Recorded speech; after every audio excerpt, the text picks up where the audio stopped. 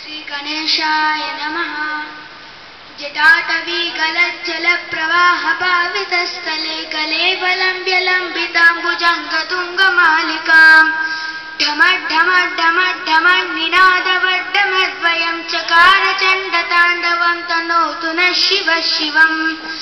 जटाकटा सम्भ्रमभ्रमन्निलिम्प निर्जरी विलोलवीचिवल्लरी विराजमानमुद्धरी धगद् धगद् धगद् ज्वलल्ललाटपट्टपावके किशोरचन्द्रशेखरे रदे प्रदक्षिणं मम।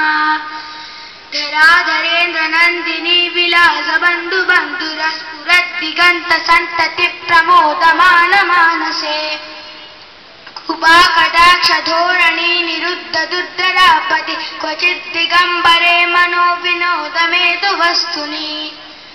जटाभुजङ्गपिङ्गलस्फुरत्पणामणिप्रभा कदम्बकुङ्कुमद्रवप्रलिप्तदिग्वधुर्मुखे मदान्तसिन्दूरस्फुरत्वगुत्तरीयमेदुरे मनो विनोदमद्भुतं बिभर्तु भूतभर्तरि।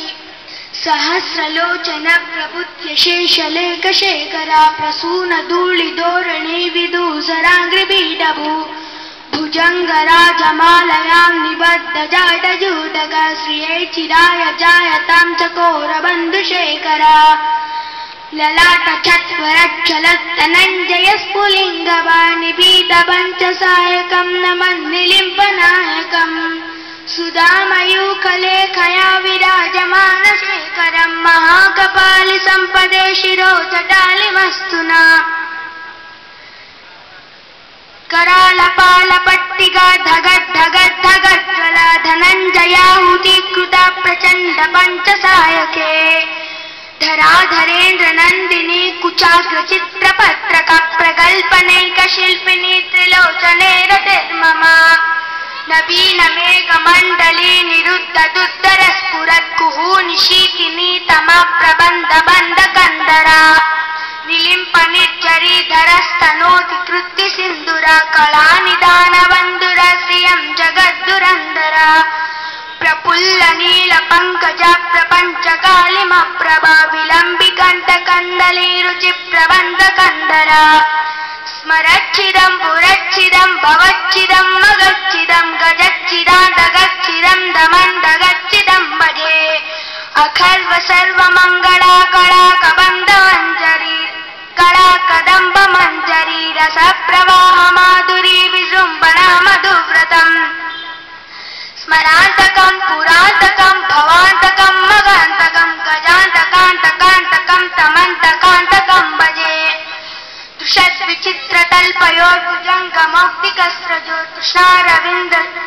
तृषद्विचित्रतल्पयोर्भुजङ्गमौक्तिकस्रजोद्गरिष्ठरत्नलोष्टयोः सुहृद्विपक्षपक्षयोः तृष्णारविन्दचक्षुषो प्रजा महीमहेन्द्रयोः समं प्रवर्तयन्मना कदा सदा शिवं भजे।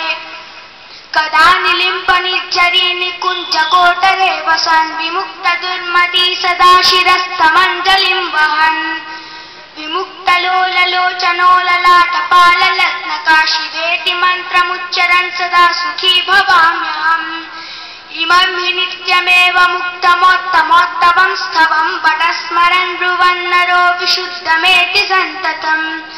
हरे गुरौ सुभक्तिमासु याति नान्यथा गतिं विमोहनं हि देहिनं सुशङ्करस्य चिन्तनम्।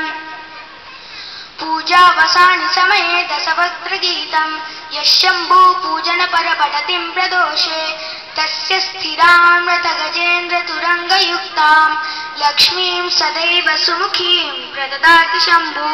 शिवार्पणमस्तु। నాకు నేర్పించిన వంటి గురుగారు జి మణిగారు।